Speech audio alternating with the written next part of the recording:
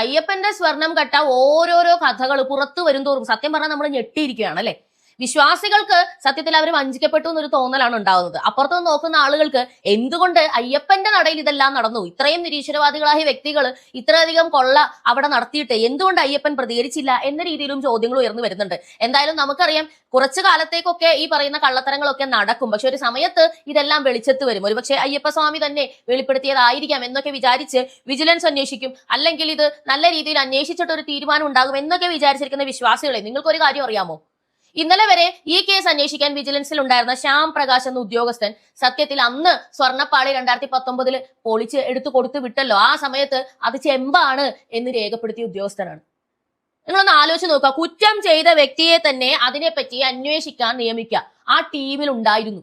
സത്യം പറഞ്ഞാൽ വിജിലൻസ് കമ്മീഷണർക്ക് ഇത് കഴിഞ്ഞ ദിവസമാണ് മനസ്സിലായത്, അയ്യോടെ ഈ ഉദ്യോഗസ്ഥനെ പറ്റി തന്നെയാണല്ലോ നമ്മൾ അന്വേഷിച്ചുകൊണ്ടിരിക്കുന്നത്, ഇയാൾ പ്രതിയാണല്ലോ എന്നുള്ളത്.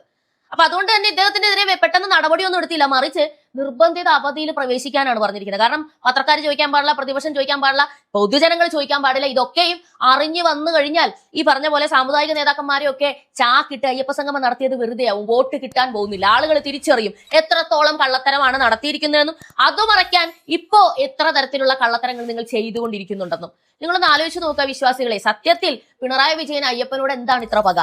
ഇതേ ചോദ്യം നിങ്ങൾക്ക് തോന്നിയിട്ടുണ്ടോ? അദ്ദേഹം ഈ ഭരണത്തിൽ കയറിയ സമയം മുതൽ ശബരിമലയിൽ തന്നെയാണ്, ശബരിമലയിൽ നിന്ന് ഇറങ്ങിയിട്ടില്ല എന്ന് തന്നെ നമുക്ക് പറയാൻ സാധിക്കും. എന്തിനു വേണ്ടിയാണ് സത്യത്തിൽ അദ്ദേഹം ഇങ്ങനെയൊക്കെ ചെയ്യുന്നത്? അദ്ദേഹം വിശ്വാസി ആയതുകൊണ്ടാണോ അതോ അവിശ്വാസി ആയതുകൊണ്ടാണോ? എന്താണ് നിങ്ങൾക്ക് തോന്നുന്നത്?